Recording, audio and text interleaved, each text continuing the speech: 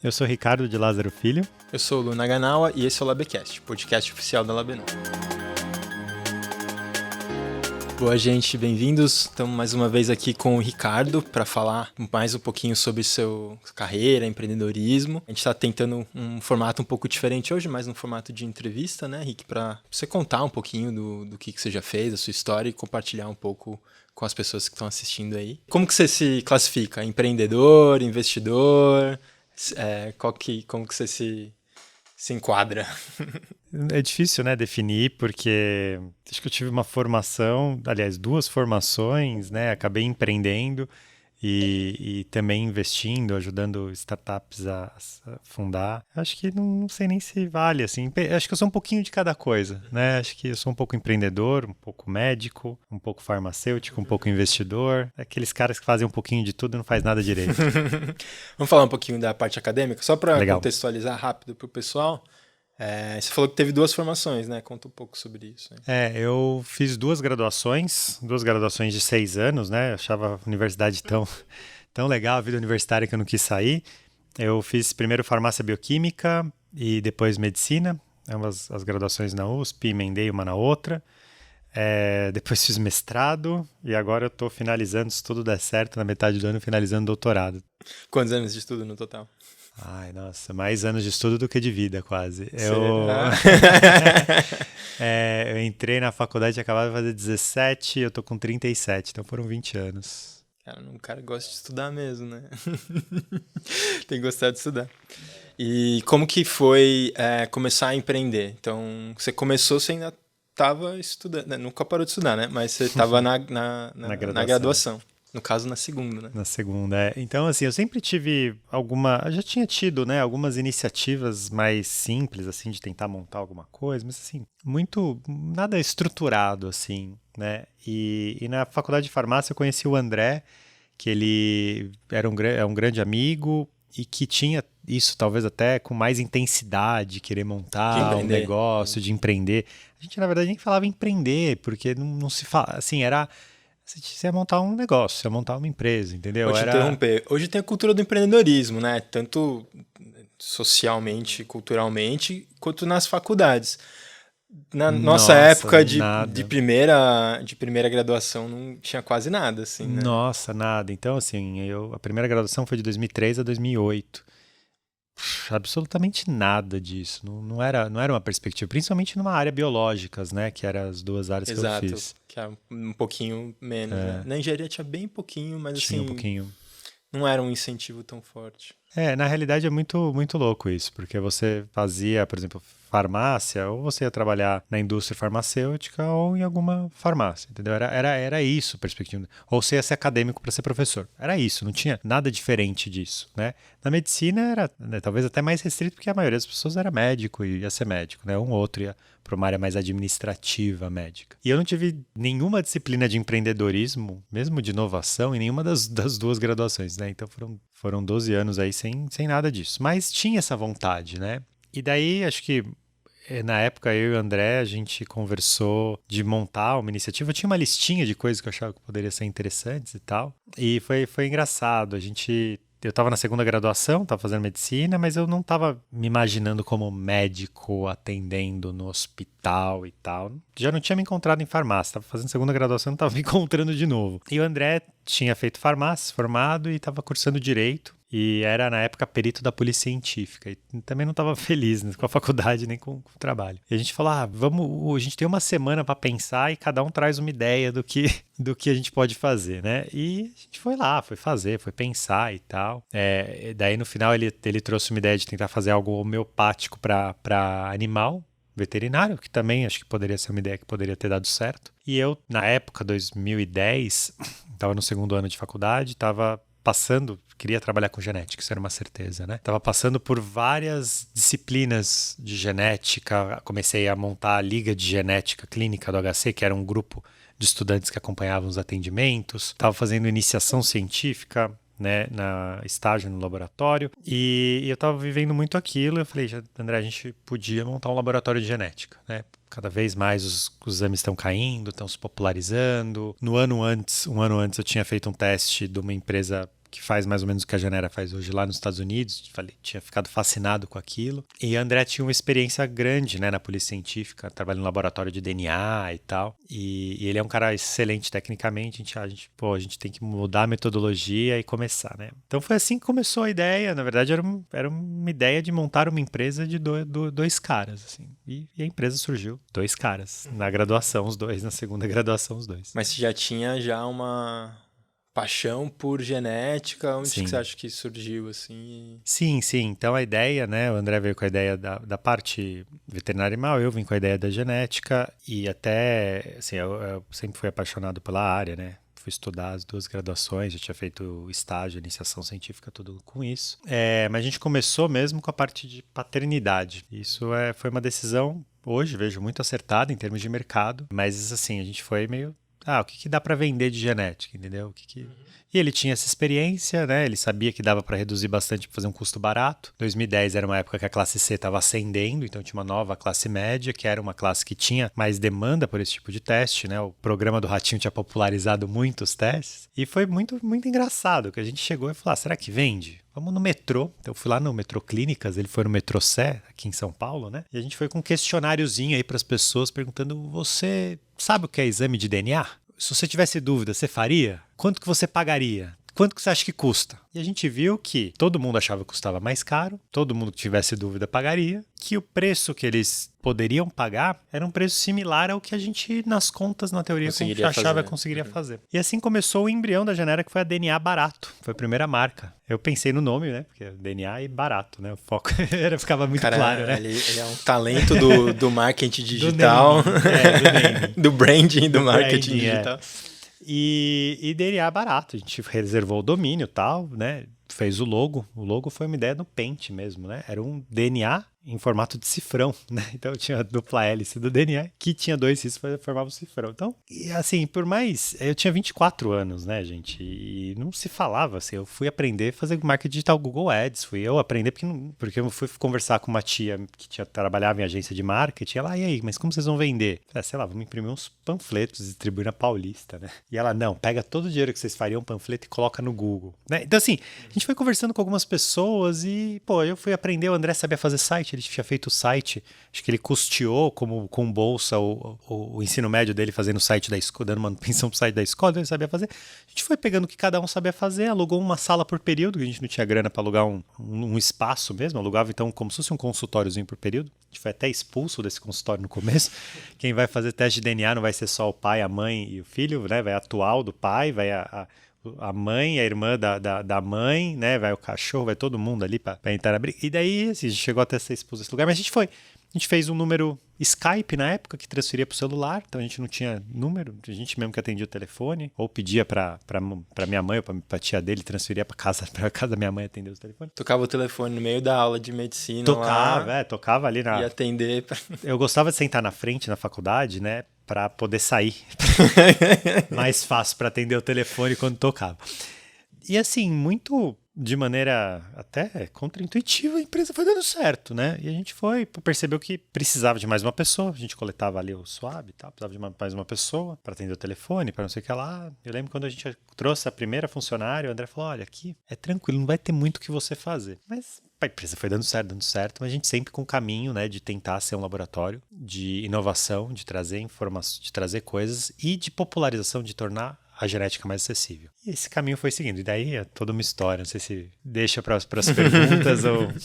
É, uma coisa que é interessante dessa história, e você começou a empreender antes que eu, né, na Genera, mas é que muitas das coisas que hoje são padrão, tipo o que você falou, vai fazer uma startup, faz um teste na rua, faz marketing digital, pensa num nome que é fácil de encontrar, acha a coisa menos escalável primeiro, depois pensa na escala. Todas essas coisas que naquela época não era óbvio, ou no mínimo não era tão bem difundido como é hoje, né? Cara, a gente fez isso de maneira intuitiva, assim, até por falta de recurso. E eu fui ler depois o Lean Startup, que é um livro que marca um pouco essa empresa. E o Lean Startup foi publicado depois de montar a Genera. Acho que o Lean Startup é de 2011 e a Genera é de 2010. Então, assim, foi muito curioso que realmente, de uma maneira meio intuitiva ali, a gente foi seguindo o que estava sendo... que hoje é muito pregado. Eu lembro que acho que eu falei do Lean Startup pro André, ele falou, esse livro aí, meu, tudo já fiz, tudo intuitivo, tudo óbvio, não precisava de um livro para isso. Mas é muito do perfil de vocês que estava adequado a isso e bem preparado para fazer o que vocês precisavam fazer ali de uma forma mais improvisada mesmo, né? Porque não foi uma empresa estruturada que teve investimento do começo ou que vocês... É isso, os dois estavam na faculdade empreendendo em paralelo e deve ter sido puxado, corrido aí também. Total, foi totalmente bootstrap, que é um termo também que eu fui descobrir depois que a gente já tinha bootstrapado a empresa, né? Mas foi muito esse caminho, né? A gente teve que fazer o que dava para fazer com os recursos que a gente tinha. E falar de investimento não passava na nossa cabeça. É muito maluco, assim. Assim, a gente nunca pensou que a gente poderia ir para alguém com muito dinheiro e falar, então, me dá 2 milhões para colocar aqui, ou me dá 200 mil. Isso é muito maluco, porque isso não era uma possibilidade dentro da nossa cabeça, né? Tem outras empresas mais ou menos dessa época, um pouquinho depois, assim, a Genera realmente entre esses laboratórios de genética foi bem pioneira, mas algumas outras empresas que surgiram ali nos anos seguintes até captaram bastante recurso, mas eram pessoas, médicos já formados, com doutorado, com tarará, entendeu? E que com uma rede diferente, a gente tava fazendo o que dava. O perfil da Genera de ser uma empresa com bastante contato, não era uma empresa totalmente digital, né? A gente falou no episódio anterior como hoje é uma empresa de biotecnologia que tem plataforma e tal, mas o começo de vocês era diferente. Mas deve ter tido umas histórias engraçadas no começo aí de lidar com as pessoas, ou até do próprios perrengues de empreender no começo, né? Nossa, vários perrengues, né? Porque tudo foi um desenvolvimento, né? Acho que assim, a gente foi bem digital. Por exemplo, a gente foi a primeira empresa a ter um e-commerce de teste genético, né? A gente foi a primeira empresa a ter uma plataforma de ancestralidade em português, etc. Então acho que a gente foi pioneiro dentro do mercado específico, né, de genética. Mas perrengues foram inúmeros. Eu acho que logo do começo, né, a gente foi expulso do lugar que a gente fazia, a gente teve que encontrar laboratórios para nos apoiar, que a gente não tinha grana para comprar os equipamentos, então a gente teve que achar alguém que topasse, que tinha os equipamentos e topasse meio que alugar pra gente ou receber uma grana e tal. E contratação, outra coisa que é muito curiosa, cultura. A gente só foi entender o que era cultura quando a empresa já existia uma cultura que em parte tinha sido colocada por nós e por pessoas que eram lideranças da empresa, mas que foi se desenvolvendo, né? Mas a gente foi vendo a dificuldade às vezes de contratar pessoas e manter uma cultura única, de manter pessoas engajadas. Então, lembrar que com o iniciozinho a gente fazia tudo, né? O cotonete que a gente passava, levava ali o cotonete para cortar e ir pro laboratório pro André pipetar as coisas e... Levar mesmo, pôr num envelope, pôr no carro e levar. Exato. Eu lembro acho que tinha uns 2 anos de empresa, algo assim. E vocês estavam numa salinha pequenininha, né? No lab lá no Cietec. E era uma mesa menor que essa aqui, tinha 6 pessoas trabalhando, cada uma com seu computador em cima de computador. E é isso, quando você está começando ali sem investimento e tal, e você está ali na correria de fazer virar. Hoje já é uma empresa grande, com uma estrutura legal e evoluiu, mas... Em parte, assim, acho que essa questão de fazer, de mão na massa e de não ter nada tão luxuoso, vamos falar assim, foi uma coisa que é muito da cultura da Genera, assim. Então, assim, a gente montava móvel, cada um montava a sua cadeira. Quando chegava uma cadeira, as pessoas montavam a própria cadeira, entendeu? E todo mundo ia lá, mudava os móveis e tal. Então, assim, acho que a gente sempre teve muito isso de se virar e, putz, você tá aqui, tem que encontrar mais uma pessoa, ela senta ali, tudo bem, entendeu? Porque é o que dá para fazer no momento. Claro que ao longo do tempo a empresa cresceu muito, né? Hoje é uma empresa de mais de 100 funcionários, super estruturada, né? Chegou a ser em parte comprada por um grupo grande. Até teve algumas diferenças nesses embates culturais,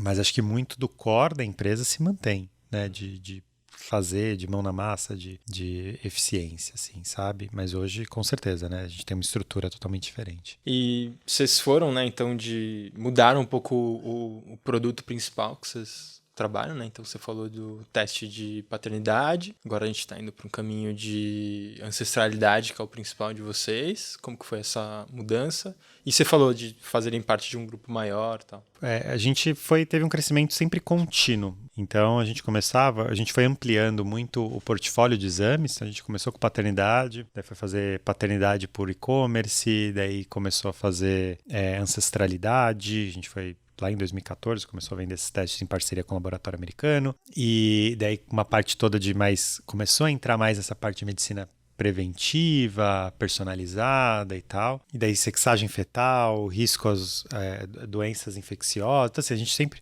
foi ampliando, ao mesmo tempo que a gente ampliava a empresa, né, nesses anos, em termos de estrutura física. Então a gente começou com uma salinha alugada por período na Paulista, daí alugou uma salinha própria, cresceu mais um pouquinho, a gente tentou abrir em Recife, não deu certo, fechou, daí a gente abriu no Rio, daí deu certo, daí abriu em Salvador e Curitiba. Então assim, a gente foi crescendo, chegando a ter uma estrutura de cerca de 10 unidades nas principais capitais, sem contar parcerias, e com um portfólio amplo de exames. E em 2019, começou a conversa em 18, né? Mas em 19 a gente resolveu vender parte da Genera para a DASA, que hoje é a maior empresa de medicina de saúde integrada, né? Que é uma empresa grande de diagnóstico. E nessa transição, a ideia era realmente focar nos testes de ancestralidade, saúde e bem-estar, que foram testes que explodiram fora do Brasil, principalmente nos Estados Unidos, e que a gente já era o pioneiro.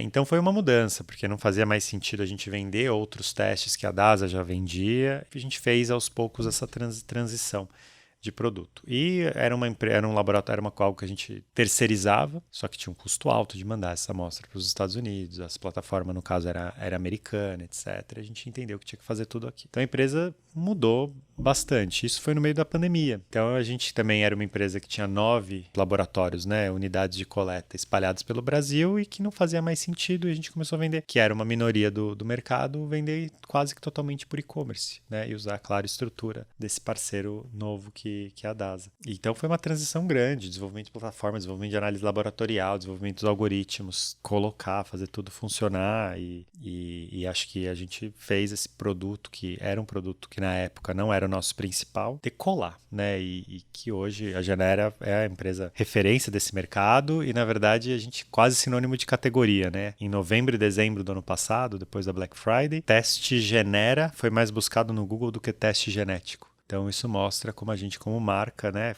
virou o sinônimo da categoria, conseguiu ser super relevante nesse mercado. Quantos exames estão fazendo por mês agora? A gente faz na ordem de milhares por mês, né? E historicamente aí a gente já superou os 200 mil exames feitos, que é hoje também a maior base de dados genômicos da América Latina. E além da Genera, você tem outros empreendimentos, outras coisas. Não bastava a Genera, né? Como a coisa estava dando certo e eu vi que eu gostava de fazer isso, né? Mais do que de ser médico, eu comecei a investir em pessoas e negócios que eu acreditava muito, né? Então, a gente estava lá dentro da incubadora de empresas da USP, o CETEC, então conhecia alguns empreendedores, algumas pessoas, e também no Círculo. Então, acho que uma primeira empresa que a gente foi conversando e montou junto, né, Lu, que foi hoje chama Outsmart, que é uma software house grande, né, que os nossos sócios, Vitor, Rudá e Rude, principalmente tocam hoje a empresa, mas foi uma empresa que surgiu e tem uma história, de certo modo, parecido com a Genera, que surgiu com um investimento praticamente zerado e que teve um foco inicial, tentou fazer, pivotou e tal, ampliou e cresceu e aumentou o serviço, aumentou os clientes e tal. Então, acabei investindo nessa. Investi também numa empresa que era de games, de mobile, que estava migrando para a realidade virtual, que estava na incubadora, que hoje chama VR Monkey, que também cresceu bastante. Focarem em VR? Foi na transição. Eles justamente precisavam de recurso para comprar e entrar em VR. Uhum. Isso daí, quando? Só para pessoal? 2014. E foi também super legal acompanhar o processo com eles e em vários outros, né? Podia contar várias histórias. Acho que investi em com certeza mais de 10 empresas. Nem todas foram para frente. Tiveram empresas que foram compradas, empresas que quebraram, empresas que se transformaram em empresas lucrativas e assim por diante. Então, foi muito legal todo esse processo. Boa. A Rebeca, que faz o nosso roteiro aqui, tá com a gente, fez uma pesquisa no LinkedIn e achou uns premiações e reconhecimentos, segundo ela aqui. 100 startups para assistir, do Pequenas Empresas Grandes Negócios, em 21. Inovador do MIT com menos de 35 anos na Latam, na revisão de tecnologia do MIT de 22. E Veja Jovens Empreendedores, 2013? Inspiradores. Jovens Inspiradores, eu que li errado, a Beca escreveu certo, eu que li errado. Da Fundação Estudar, Editora Abril. Como que é aí esse reconhecimento? Como que foi o... Cara, no fim, assim, é um selinho que ajuda a abrir umas portas, mas que fica o meu nome lá e é até injusto ser o meu nome, porque foram resultados de trabalho de muita gente, né? Mas como geralmente é a minha cara que tá na frente das coisas, então acho que eu aceito os selinhos. Mas foi muito... Acho que o primeiro foi Jovens Inspiradores, acho que foi em 2013, assim, a Genera já existia, acho que 13, A Genera já existia, já era uma empresa que tinha unidades fora de São Paulo, etc, etc. Abriu lá, viu o anúncio, mandei e acabei sendo um das pessoas premiadas, né? E foi legal, assim. Posteriormente, a Genera foi uma das 100 startups to watch da Pequenas Empresas, né? Acho que a gente chegou a ter até algumas outras referências como empresa. Mais recentemente, fui chamado, assim, recebi um convite, acho que foi pelo LinkedIn, para aplicar para o MIT Technology Review, que é um grande portal, revista de inovação, né? Para a versão Latam. E eu tava, acho que com 34 para 35. Tava para fazer 35 tava acabando anos. O tempo. Tava acabando o tempo, era naquele momento vamos nunca. Lá. E vamos lá, submeti e tal. E também fui um dos premiados. Mas, de novo, acho que, com certeza, tenho muito orgulho de tudo que foi desenvolvido pela Genera e por todas as empresas. Acho que realmente coisas super legais, foram milhões de impactos, que talvez, acho que não chegou talvez em bilhões, mas com certeza milhões de pessoas impactadas, né, contando testes genéticos, experiências em realidade virtual, aplicativos mobile feitos, talvez até, se for contar tudo somado, bilhões mesmo. Alunos, então, acho que são muitas pessoas impactadas. Então, isso é super positivo. Mas, no fim, é só fruto do trabalho de muita gente também por trás para fazer as coisas acontecerem. E que você falou que você é um pouco essa cara, né? Você também faz um pouco esse trabalho de inspiração, né? Palestra, fala com o pessoal da faculdade. Ali você falou que na parte quando você estava na faculdade de farmácia não tinha muita referência de empreendimento. Hoje já tem um pouco mais isso. Mas você também, né? Fala com estudantes, palestra, participa de evento, comunidade de empreendedores e inovadores.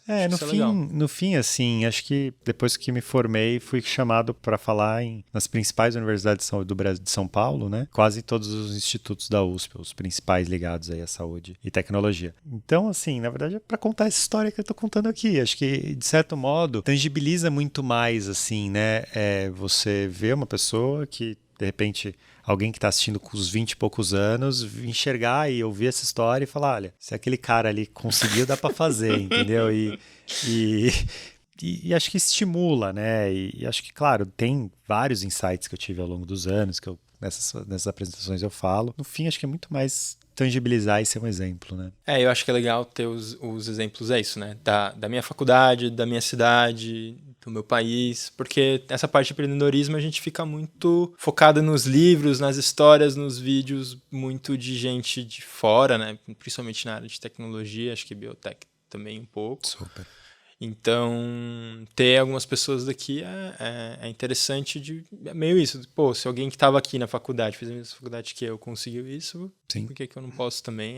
E cases de tecnologia, acho que tiveram muitos, né? De tecnologia em geral e pessoas que acho que conseguiram ir muito, muito, muito além do que eu fiz e acho que com muito mérito também. Mas a área de saúde e biotech especificamente é um número mais limitado, assim. Então, acho que também esse é um pouco o meu papel de dizer que nessa área, que é uma área mais imatura no sentido do ecossistema empreendedor, tentar servir aí como estímulo e exemplo. A Beca fez uma pergunta também aqui no roteiro, que ela perguntou como que você equilibra vida profissional e pessoal fazendo tantas coisas. Posso responder por você que não equilibra? É isso que eu ia falar. Nem sempre equilibra, assim, né? Exige bastante, né?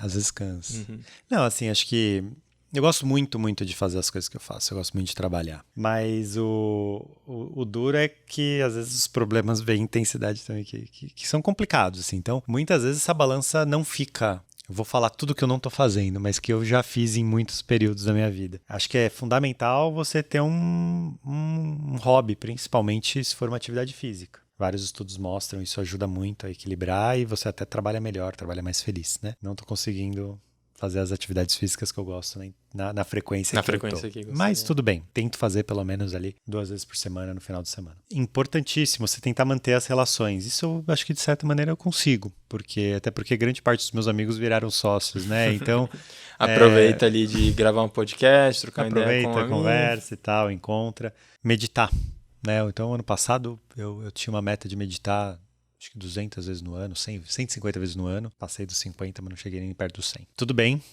já foi bem melhor do que esse ano. Esse ano eu acho que eu tô quase zerado. Foram pouquíssimas vezes que eu meditei e a minha meta já tinha baixado para 100. E acho que já não vai dar para cumprir. Mas assim, esse é um ponto super irrelevante que vários estudos mostram que ajudam a equilibrar. E no fim, né, acho que trabalho, claro, é importante, mas se você vai olhar, e daí sendo mais filosófico aqui na fala, né, se você for olhar os principais arrependimentos, tem livros sobre isso, tem palestras sobre isso, os principais arrependimentos de pessoas que estão no leito de morte, um deles é trabalhar demais. É duro eu sabendo disso, estou reclamando que trabalhei demais, mas assim, é algo que acho que as pessoas têm que tentar ajudar e equilibrar, né? Acho que isso é importante, ter essas várias frentes. Acho que tem essa questão de equilibrar os tempos, a rotina, que não é fácil. E o empreendimento, ele é uma força te puxando para fazer várias coisas. E é isso, né? Os perrengues de quando no começo eram uns, hoje o contexto é completamente diferente, mas tem outros perrengues diferentes, corporativos agora, que são diferentes do começo do empreendimento, né? Mas tem uma coisa que une tudo, que é tipo, tesão de fazer o negócio, sabe? O objetivo de longo prazo, o sonho de construir realmente, popularizar todos os avanços da genética, que era o que mobilizava o começo, é o que mobilizou durante, é o que mobiliza hoje. Quando você tem muito prazer no que você está fazendo, assim, aquilo faz muito sentido para você. Os problemas que vêm, eles acabam não sendo, sei lá, a razão não é resolver o problema, a razão é chegar nisso. Você está resolvendo o problema para chegar nisso. Se você faz uma coisa que de repente não tem tanto sentido para você, o seu objetivo é sempre resolver os problemas. Isso é muito mais desgastante, né? Acho que isso une todo esses 13 anos empreendendo. E você, isso, né? Fala bastante sobre empreendedorismo, inspirando, dando conselhos. O que você acha que são coisas que você gosta de falar assim para quem está querendo começar a empreender ou inovar? O que você gosta de falar? Cara, várias coisas. Acho que dá para dar várias dicas, né? Uma primeira é, de novo, faz algo que você curta, assim, não vai fazer só pelo dinheiro, assim, você tem que ter pelo menos um mínimo interesse, senão vai ser um percurso muito pior. Você pode até ganhar dinheiro, mas vai ser muito mais desgastante, né? Se una com pessoas que são complementares a você. Então, por mais que, falei aqui do André, né? O André tem um perfil acadêmico parecido ali, os dois fizeram farmácia, conhecem a parte técnica, né? Ele é uma pessoa super detalhista, que vai olhar, vai padronizar as coisas de maneira muito metodológica e tal, e consegue dar um zoom nas coisas muito bom, né? E eu tenho talvez uma visão que tenho mais dificuldade em olhar talvez as coisas no detalhe e tal, e consigo olhar talvez as coisas de uma maneira mais macro, no sentido mais superficial das coisas, e acho que isso é super complementar. Essa é uma das complementariedades que a gente tem, né? E acho que você buscar essa equipe, formar essas pessoas, tem que ser complementar. Ao mesmo tempo que vocês têm que se entender. Não adianta também conversar e a conversa simplesmente ser em conflitos. E uma das principais razões de empresas fecharem é o atrito de sócios, né? E eu já investi em empresas com pessoas incríveis, mas que fechou por causa disso. Então, a discussão tem que avançar, por mais que ela vá acontecer e sempre aconteça. Por último, acho que olha o mercado ali, né? Olha os seus competidores, olha se faz sentido o investimento, olha se tem mercado, se as pessoas querem o que você vai produzir, porque acho que esse é a segunda maior razão, ou uma é a primeira e essa outra é a segunda, mas das empresas não darem certo, né? Você está fazendo algo que as pessoas não querem. Então, muitas vezes, você está olhando mais o que você quer fazer, o que você acha que você quer, o que as pessoas querem, mas você não sabe se as pessoas querem mesmo. Então, acho que esse é um terceiro ponto fundamental. E, cara, faz tenta, trabalha bastante e faz acontecer. Acho que vale a pena. Boa, gente. Então, o Rick falou bastante aqui sobre empreendedorismo. Ele gosta muito de acompanhar startups daqui, de fora, inovações tecnológicas. Então, a gente preparou um quadro especial para hoje, que são 3 apps favoritos aí de cada um. Começa aí, Rick. Quais são os seus 3 apps favoritos? Cara, difícil falar 3 só, né? Mas acho que eu posso falar o Google, né? Não só como ferramenta de pesquisa, mas o Google Notícias. É muito legal como ele passa notícias super relevantes para você conforme você vai usando e lendo ou não lendo e tal. E eu uso muito ele para me atualizar de coisas, inclusive questões de empreendedorismo e questões de biotecnologia. Eu acho que o iFood, cara, a gente vive num mundo muito confortável. Claro, obviamente, né? Quem pode e consegue ter esse acesso, né? Cara, é um mundo muito, muito confortável, assim. Que acaba sendo até se acomodando ali na se praticidade. E na praticidade em função do trabalho, talvez em excesso de outros, né? Mas assim, você poder pedir essa variedade que existe em São Paulo, na sua casa e chegar, cara, é surreal, assim, né? Acho que em São Paulo, especificamente, isso ainda é mais relevante, né? Tem muitas opções de comida, tem muitas coisas. Quando você tá com aquela fome, tá naquele final do dia que você não quer cozinhar nada, não quer fazer nada, tem comida em casa, nossa, é o iFood que vira o favorito. E por último, acho que eu agora tô com uma bebê de 4 meses, quase 5 meses em casa, e às vezes eu tenho que gravar podcast, eu tenho reuniões presenciais, né? E eu comprei umas camerazinhas que ligam em casa, umas smart camera, né? E daí o aplicativo chama Tapo, que é da TP-Link, que são as câmeras. E é muito legal, eu gosto quando eu tô com saudade dela, eu abro aqui o aplicativo, então até aqui no intervalinho aqui olhei o aplicativo e para ver como que ela tá. E ele tem até detecção de choro, então eu recebo notificação se ela chora, então também é bem interessante. Os meus 3. Acho que o primeiro é o Superhuman, que eu uso como cliente de e-mail. Parece uma coisa besta, né, ali do dia a dia, mas nós dois somos pessoas que lidam com muito e-mail. E o Superhuman dá uma ajuda, assim, de tornar as coisas mais fáceis, tanto na UX, quanto algumas coisas de logística mesmo, assim. Já faz um filtro legal para mim, organiza as coisas de um jeito bom. E demorei um pouco para começar a usar, até porque tinha uma fila de espera para usar o Superhuman, mas tô usando já faz mais de um ano e tem funcionado legal. Um app assim, de produtividade bem interessante. Outro app que eu gosto bastante, que um pouco na linha do que você falou, é o Airbnb. Eu gosto. Não viajo com tanta frequência, mas quando eu quero fazer uma coisa diferente, às vezes até aqui em São Paulo, pego um Airbnb por aqui, acho que o Rick também já fez isso algumas vezes. Mas o Airbnb é legal que permite umas experiências diferentes e é isso, né? Tem umas facilidades em relação a como eram as coisas antes, bem super cômodo, né? Bem super cômodo. Né? Tem a questão você já vê um lugar que o check-in você mesmo faz, você mesmo entra, você mesmo sai, tem umas facilidades bem boas. É uma história de empreendedorismo bem legal ali, o Y Combinator, um perfil de empreendedor bem legal, umas histórias ali de começo bem interessantes e conseguiram uma experiência também, mudar mercado mesmo, assim, total. Super, super legal. E por último, o app que às vezes eu gosto, às vezes menos, mas agora eu tô bem animado, é o Notion. Então, acompanhei a história do Notion bem no comecinho. O Soter, que era professor aqui na Labenu, antes de trabalhar na Labenu, recomendou o Notion para mim. Então, das primeiras versões, tinham muito pouca coisa. E ao longo desses 4, 5 anos que eu tô acompanhando o Notion, nossa, evoluiu pra caramba, tem muito mais uso, muito mais funcionalidade. E hoje, minha organização, assim, de coisas de trabalho pessoal, guardar ideias, coisas, tá tudo no Notion. Acho que ele tá conseguindo ser um hub de você guardar informações bem legal, e eu tô usando ele. A experiência evoluiu bastante, tá bem legal. Teve uma competição bem forte, né, nesse mundo, sei lá, plataformas ali de workflow, de facilidade de guardar as coisas. E ele se manteve bem, funcionando bem, se atualizando. E de fato sendo um app que se tornou meio uma base assim para mim de guardar informações. E é isso. No começo eu estava animado, depois desisti, apareceram outros, tal, mas aí voltou para mim agora esse ano como ferramenta de produtividade principal aí. E acho que é isso. São os 3 apps que meus preferidos hoje em dia. E é isso, gente. Rick, Obrigado por contar a sua história. Obrigado Espero pelo convite. Que o pessoal tenha gostado desse formato um pouco diferente do episódio de hoje. Bastante informação, bastante coisa para aprender, para se inspirar. Espero que a gente consiga trazer outras pessoas para fazer nesse formato aqui também. Sim, super e bom. Obrigado a todo mundo que está assistindo e até a próxima. Lembrando que a gente vai continuar essa discussão nas nossas redes sociais. É só acessar @labenu_. E para você que curte tecnologia e quer saber mais sobre esse mercado de trabalho, o Labecast lança novos episódios toda terça-feira no Spotify, no YouTube e nas outras plataformas de áudio. É isso, se você gostou dessa conversa, deixa um like, um comentário pra gente e até terça que vem.